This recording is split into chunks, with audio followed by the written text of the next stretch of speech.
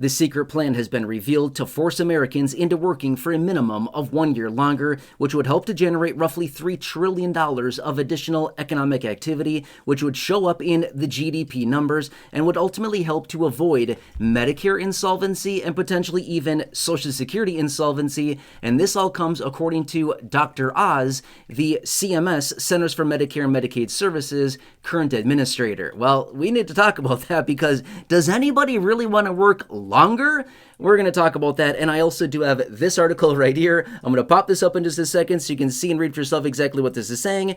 It's pretty interesting in my opinion because at the end of the day, all that I can really think of is the abbreviation WIIFM.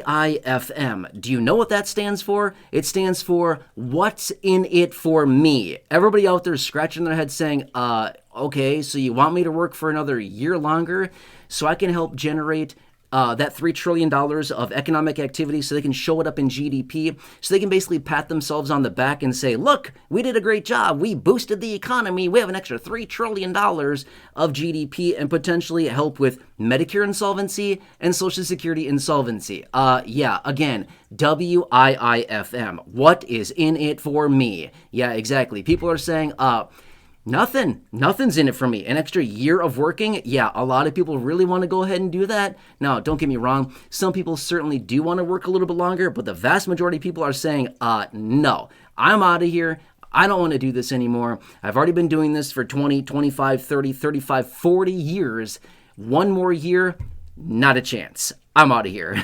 You know what I mean? Anyway, let's pop this article up right here, right now. Feel free to read through the details on this. This is actually very, very interesting. So, Dr. Oz, again, he is the current administrator for CMS, Centers for Medicare and Medicaid Services, okay? Well, he was recently out in an interview and suggested that if we can just get people to work 1 year longer, just one little year longer. 1 year is a long time for somebody that really wants to retire, right?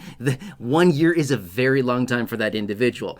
But anyway, whether they work 1 year earlier, as in they start working 1 year earlier, or they end up working 1 year longer into their retirement, according to their calculations, this would help them generate an extra $3 trillion of GDP, which would help to offset, again, Medicare insolvency, which is literally coming in just a matter of years, as well as Social Security insolvency, again, which is also coming in just a matter of years. I'm just going to say this much. Now, here's the deal.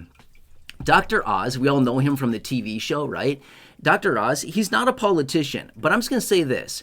A lot of these talking head people, they're really bad with their messaging, okay?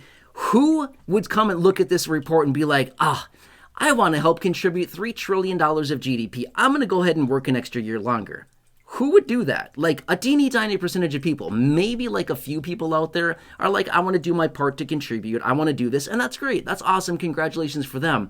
But the vast majority of people are going to look at this report and say, I'm definitely not working a year longer than I have to. I don't want to. I've been doing this for way too long. I just want to retire. I just want to enjoy my life for once. I'm sick of waking up early. I'm sick of grinding all day. I'm sick of coming home late. I'm sick of doing that 5 days a week for basically 50 weeks a year. I'm good. I don't want to do this anymore, right? Drop your comment down below. If you're currently retired or you're going to be retiring soon, is that how you feel about this? Do you feel like, I'm good, I don't want to do this any longer than I need to? Interesting. Now, a separate study released by the Center for Retirement Research out of a college within Boston. I forget the actual one. It's in that report right there. But anyway, they found that as of 2024, the average age of a retiree, the average age that a woman was retiring was 62.6 years old. Now, average age of a man who is retiring is 64.6. Now, this comes in as Dr. Oz is also suggesting that, according to the statistics, according to the averages here, most individuals are retiring before they become eligible for Medicare, which is actually true. Remember, you're eligible for Medicare as of the age of 65, unless you're younger than that and you have a qualifying disability and you're receiving SSDI, Social Security Disability Insurance benefits, or there are some other instances in which you could be eligible for Medicare, but this is the most common, that somebody gets Medicare prior to the age of 65. But that's by far the most common It's not that many people, literally a few million people out there in the country that fall into this category that get Medicare before 65. But the vast majority of people are getting getting Medicare at 65, and that's when they become eligible. But again, based on those numbers that I just mentioned, yes, apparently according to what they're saying, the average person is retiring, again, a couple years before they actually are becoming eligible for Medicare. So what are they doing for insurance during that time, right? So that's kind of where Dr. Oz is coming in, suggesting, hey, if we could just get people to work just 1 year longer, we could actually boost GDP. We could help avoid insolvency. Okay. Now remember, regardless of what happens here, I'm just going to say this much. Even if every single person who's about to retire says, oh, that's a really good message, and yeah, I want to do my part, I'm going to go ahead and work for 1 year longer. First off, if that's what you are going to do, congratulations. Seriously, more power to you. It's going to allow you to rack up more savings maybe. It's going to allow you to possibly get a bigger Social Security check if you're not claiming already. And when you do go to claim, because it's going to be another year on your work record that Social Security is going to use to calculate your highest 35 years of income to determine how much of a benefit you're going to get, when you decide to claim. So yeah, it ultimately would help. But regardless if people actually work for 1 more year or more, I'm going to be fair with you. I don't think that's going to help with the Social Security insolvency issue, and it's not going to help with the Medicare insolvency issue either, okay? Both of those are subject to become insolvent literally in the next handful of years, okay? Is that going to help with the insolvency issue? I don't think so, okay? Because here's the thing.